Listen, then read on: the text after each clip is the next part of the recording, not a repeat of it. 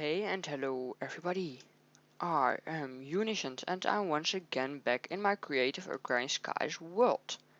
Hello everybody, today we are doing another tutorial, this time for the basics of applied energistics, which will be a more parted, I guess, tutorial. And today we are going to go in the basics for what the blocks do, what they cost to do their job, and basically how great applied energistics is. So let's just start over here with the ME controller. The ME controller is the heart of your system and it will accept any kind of power. It can accept AE, which is basically the own, I guess, data value for applied energistics. It can also accept Boltcraft power, Industrialcraft 2 power, the universal electricity power, rotary craft power, and also RF and MJ from, I guess, forestry and thermal expansion. So it requires 6 AE per tick to run, which, as you can see, if you are switching over, it basically just switches to the other values. So there you can see that. That is the ME controller. It is your heart of your system, and when you put your wireless access terminal in here, you can link it up with your system. The next block we are going to look at is the ME cable.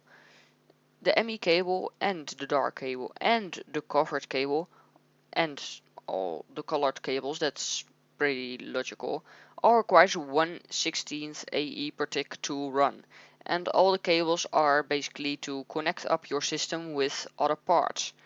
The covered cable is just more fancy because it has a little bit of cover around it, which means you won't get graphical lag for the white particles that sometimes go through the cables when you, for example, attach an extra block to your system, or when maybe you break something off. And then the dark cable will block and unblock some kinds of parts of your systems when you are powering or unpowering it with redstone. So that are the ME cables. Then the ME interface. It requires 0.8 AE per tick to run, and it can do some pretty fantastic things for autocrafting for you. In those slots under here you can put recipes from your pattern encoder, which you can maybe do automate some other things with, which I will show you in the second episode. But this also has some other functions. It has an export config, 8 slugs and 8 slots, and you can put items in here which actually are ghost items. The items that are in the left slot, the ghost items, will try to keep the same amount of the same block in the right side, which also the exported items. When there's nothing in here, everything that will enter the ME interface will automatically be transported to any kind of chest in your system if it's not full, or maybe your drive, but you know the deal. So it will try to at all times keep one stack of stone in here, and you can change this easily by right clicking to add up, left clicking to clear it, and I guess shift clicking to basically add one up with right clicking for every single item. And this way you can do some pretty neat stuff. Also we have here, it is on crafting mode, which means that if we don't have 64 stone in our system, it will try to craft it with recipes it knows. So for example, if you have set up a furnace to cook cobblestone into stone, you can basically request the 64 cobblestone here, and it will automatically be making 64 stone for you. Also, this ignores the contents of the inventory it is exporting to, and you can also set it on blocking mode, which means the inventory it will try to put contents in needs to be empty before it will send out another item, which can sometimes be useful for some kind of machines. And when you have a crescent hammer, which I will now grab, you can rotate the interface. The arrow is the point where you can target an inventory with. You don't always need it, but sometimes it's pretty neat. And the arrow just points at where it is going. And it can do all 6 sides. So there you go. the ME interface. Next two blocks we are looking at are the import and export buses. They both require 1 AE per tick if in here the stack mode is on move single items. If it is on move stacks of items, it will require 2 AE per tick for import and export bus, which I just turned around magically. And this is for fuzzy, precision, and just the basic import buses and export buses. So that are those. And with those buses you can basically import and export items to certain chests, maybe machines, maybe other things. I actually don't know. You can do loads of things with those. And it also has some redstone options in it. In this mode it will always be active if it has a redstone signal or if it doesn't have a redstone signal. In this mode it will be exporting or importing items if it doesn't have any redstone signal. Now it will be importing or exporting items when it has a redstone signal. And now when it gets a pulse of redstone, it will export one stack or one single item based on the mode. And then we will go back to this mode again. So that are the buses. And then we're quickly going to set the time to day. Nice and clear again. Okay, next two blocks are the ME chest and the ME drive. The ME chest and the ME drive are the basic items where you can put storage in for your ME system. The ME chest can only contain one of the storage shells, where the drive can hold 10. And they both require 1 AE per tick to run based on the block its own. When you put storage shells in it, it will require more, but we'll go into that in just a little second. Also, the priorities in this chest can do other things. We have here ME storage priority. How higher the priority is, the more important it will be in your system, and the more important it will try to check if it wants to put it in this chest. And the lower it is, the less important it is to put item in this chest. Then we also have some sorting, I guess, buttons. You can sort the items by item ID, the name, the number of items, or the priority. And also if you want it up or down, so that's just to turn around. And here you put in your, basically your storage shell, and the same is for here, only we have 10 slots. And we have the priority here as well, so yeah. Then the next thing are the storage cells, which basically are the things you need in your chest or drive to keep things in your system. We have a 1K storage cell, which only requires 0.5 AE per tick, a 4K storage cell, which only requires 1 AE per tick, a 16K storage cell, which requires 1.5 AE per tick, and the 64K storage cell, which requires 2 AE per tick. So as you can see, the storage has been timed times 64 for this, but it only uses 4 times the energy. So this is a lot cheaper to have in your system if you are looking at storage capacity. Though all of them have the same amount of, how do you call them, types. So if we look here, storage cell, and we quickly grab a 1K one, you can see it has 1024 bytes and it can hold 63 different items. So that's just basically a quick little note, and I'm going to throw that there just for the sake of it. The next items we are going to look at are terminals. Actually, I forgot something. Quickly wanted to show you. This 1K storage cell, if you have items on it, just think of it. You can use this and uncraft it and make it easily into a 4K storage cell. But how are you going to do that? You basically shift right click it in the air, and there you will have your storage cell housing and your storage cell where all your items are on. And then this storage cell can be upgraded into, for example, a storage segment, which then can be used for a 4K storage system. And you can easily craft the storage segment with your storage shell to make eventually your 1 or 4K storage cell. So just a quick little note, it is pretty easy and you don't have to place all your items on other storage cells to overcome this problem.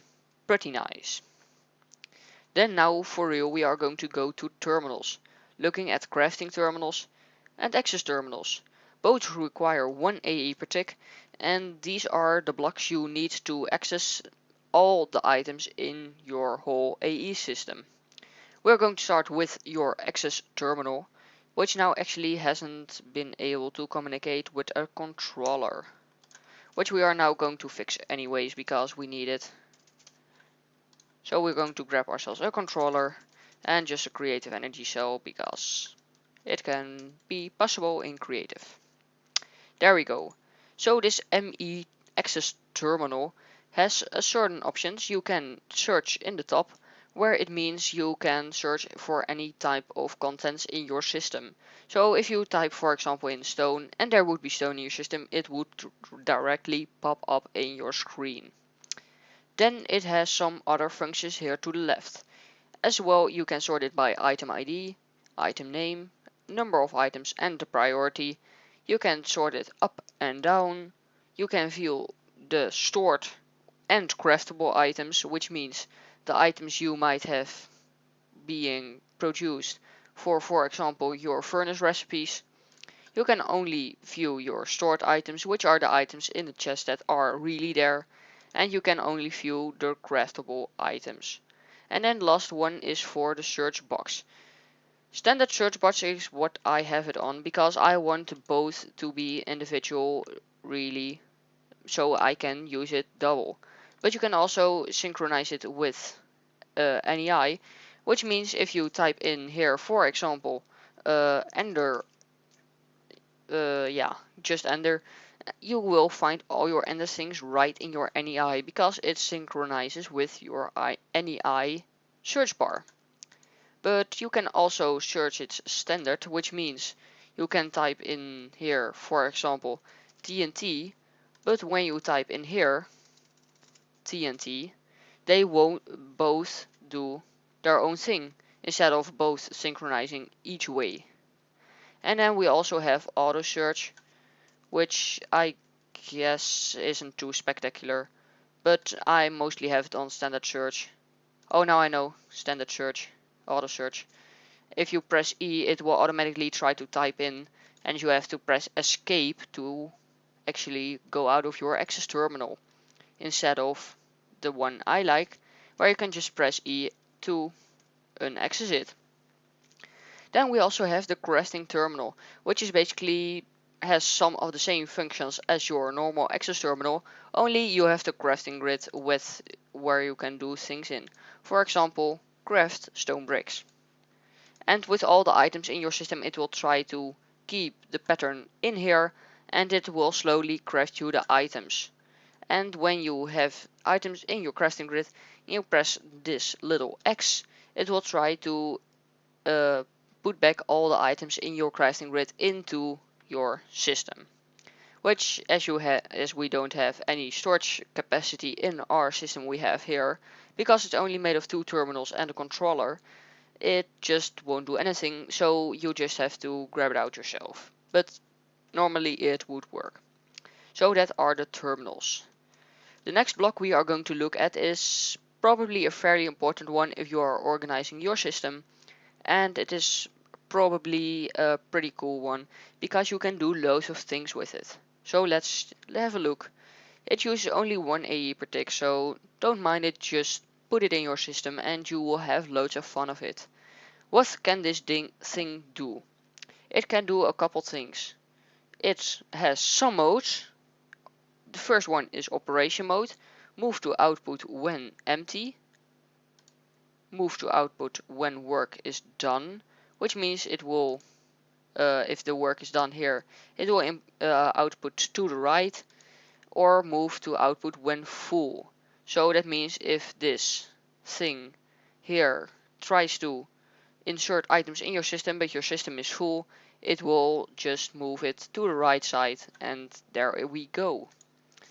Then you also can transfer from disk to your system, and you can transfer from your system to your disk. and it has some redstone access, but we'll see that in a second. And why should it be need to transport items from your system to your storage cell? Well, maybe you have your partition editor and you partition this uh, drive to, for example, handle only stone.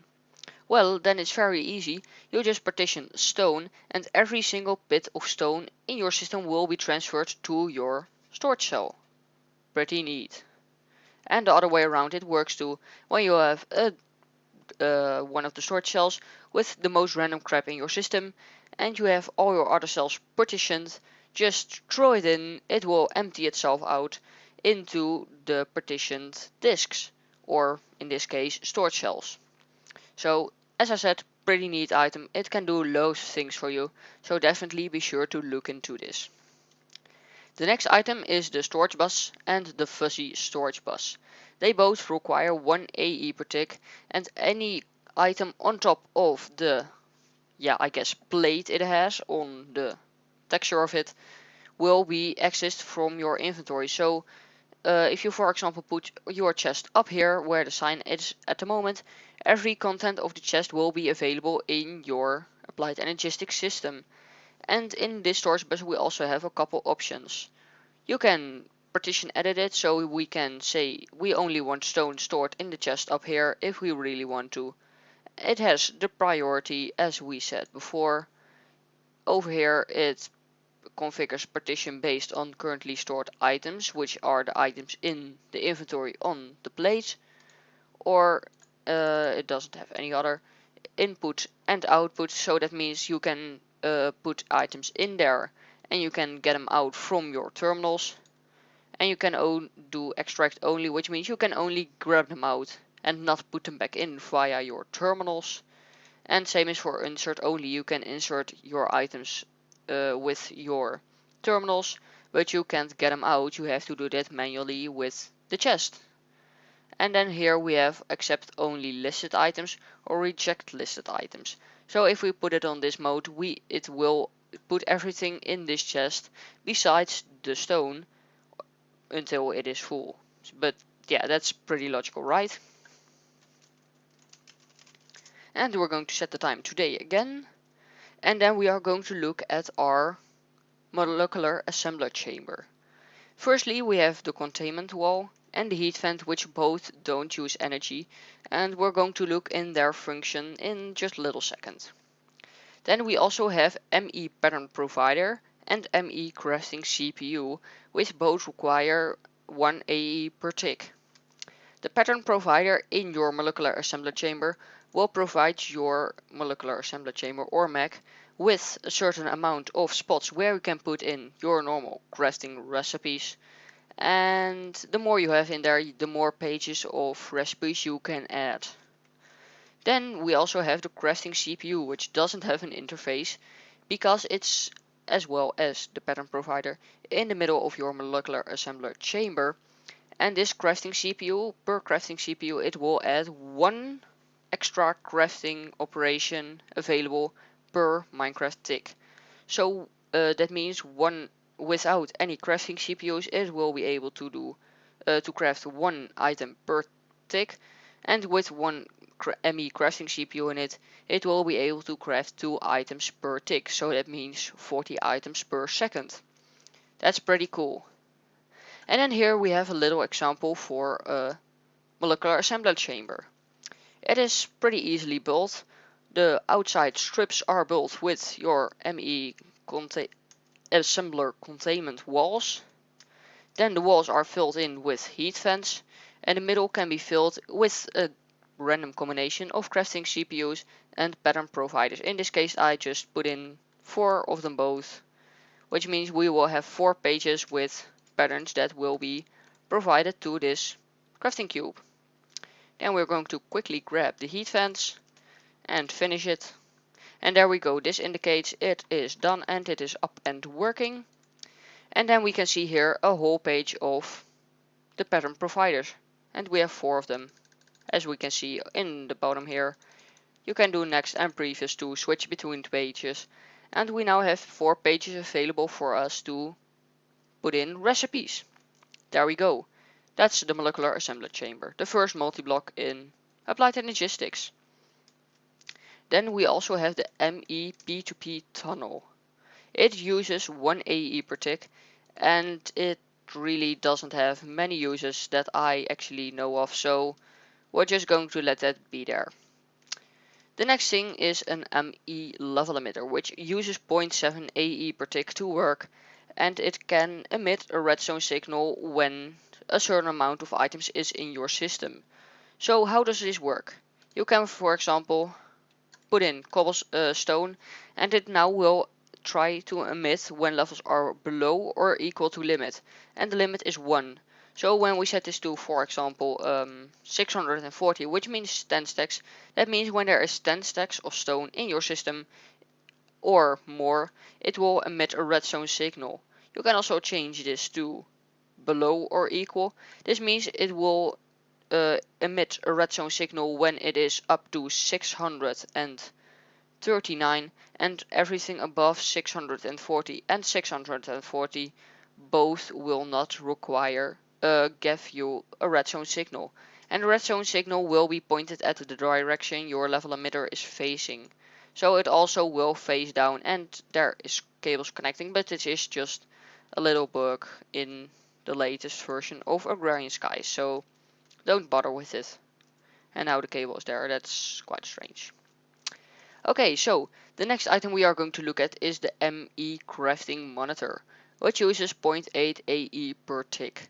It is probably a handy tool for your crafting cube, because sometimes in 1.6 there is a bug where crafting recipes get stuck and you need to cancel them. Basically shift left click on them in this little neat interface, which now isn't enabled to communicate with your controller, but it would work just fine. Just experiment a little bit with it, it is pretty easy, and you'll figure it out in a couple seconds. The next one is the ME storage monitor, which also uses 0.8 AE per tick. And this item is pretty neat. Based on the items you have in your system, you can show it. So if you put in right click in one stone, for example, it will show you how much stone there is in your system with a number displayed under it.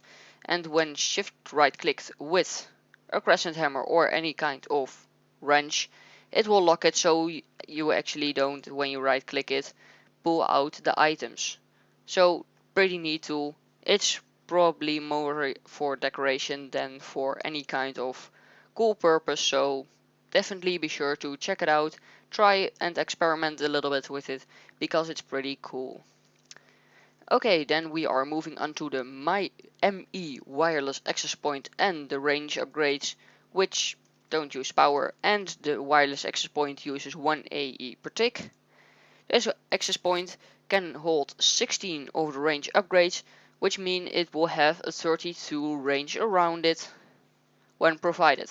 And with this ME wireless access point and your ME wireless access terminal, which can be linked in your controller, you can have access to your system from your inventory. So it's a pretty neat tool, doesn't require a whole bunch of stuff, but be sure to load up your ME wireless access terminal, because otherwise it won't do anything for you. Then we have the next item, the ME transition pane. It requires 1 AE per tick to run, and it is a pretty neat item. When connected to your system and the block is in front of the black side of this transition pane, it will try to break it and put it in your system somewhere. Currently it is not connected up to anything, so it won't do anything, but just assume it works, and you can maybe make a cobblestone generator with it, or maybe some cool neat melon or pumpkin farms. Then when they grow, they will automatically be harvested by your transition panes. And it's actually plain. I need to look at my spelling, sorry. Then we have two more blocks which both require no energy. The pattern, the ME pattern encoder, which is basically your normal crafting grid, where you can put in, for example, 4 stone to make 4 stone rigs. When you put in an empty, I guess, I need to search that. My memory is a drain today. When you put in an ME blank pattern to the top here and press encode, it will encode this pattern, and you can put this in your molecular assembler chamber on one of the 4 pages. And you can also easily clear this out, where it will just clear the grafting grid. And when you want this ME encoded pattern to be clear, shift right click it in there, and it is clear again. You can put it back and you can basically reuse it. And then also we have the ME partition editor, where you can basically have your storage cell, put in a name for it, so this is maybe a test, and then you can partition edit it.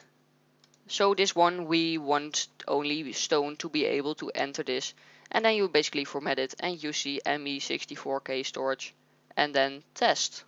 And then under the types, which is about there, you see partitioned allowed precise. You can also set this on fuzzy, which means everything with the same item ID will basically try to go in there. And some things have damage value, so all the kinds of potions with the damage with the item ID of 373 will try to go in here. If you format it and have it on fuzzy, if you have it on precision, it will try to match the exact same item. Pretty neat. Also, we have the priority in the system, the fuzzy comparison split at 99%, 75, 50, 25, or match any. And then also the listed items or the non-listed items, so blacklist and whitelist if you want to. And then the last thing we are going to look at are the ME quantum bridges. They look pretty neat. Firstly, it's built with a ring of 8 quantum field rings around the outside with a quantum link chamber in the middle. And then you need 1 singularity, 1 ender pearl dust, some kind of explosives, and a redstone signal. You basically throw down your singularity and ender pearl dust and just blow it up with some kind of TNT. And there we go. Sounds a bit stupid, and fell through the world. I'm so stupid. I'm quickly going to grab myself a little bit of obsidian, make a 3x3,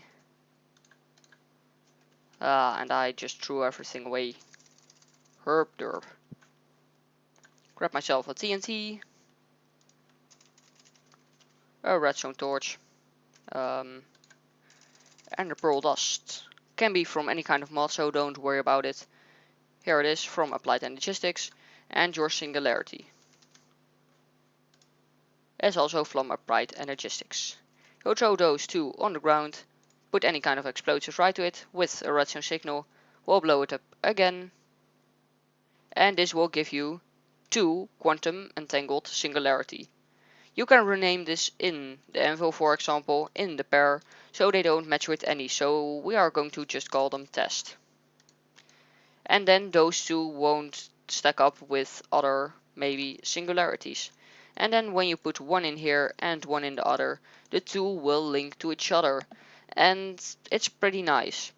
This quantum field ring and the chamber won't require any power from your AE system, but it will require some kind of other power connected with just your conduit from, for example, thermal expansion. And on the other side you can put your ME cable to output it. And this basically allows you to basically have a bridge between one network and huge distances. So that's pretty nice, and yeah, that's basically probably it for this episode. If I missed to go over something, please just say it in the comments and I will try to include it in next episode. And then I will hope to see you guys back in episode 2, where I will discuss more of the Applied Energistics things. And then we are going to talk about contraptions instead of just the loose blocks. So that is what I was about to say. Then I only have one more thing to say. If you liked this tutorial and thought it was helpful for you, please just remember to leave a like, subscribe, add it to your favorites and share it with your friends. And then I hope to see you guys back next time, when we are going to discuss some other things about Applied Energistics. Have a great day, everybody. Bye bye.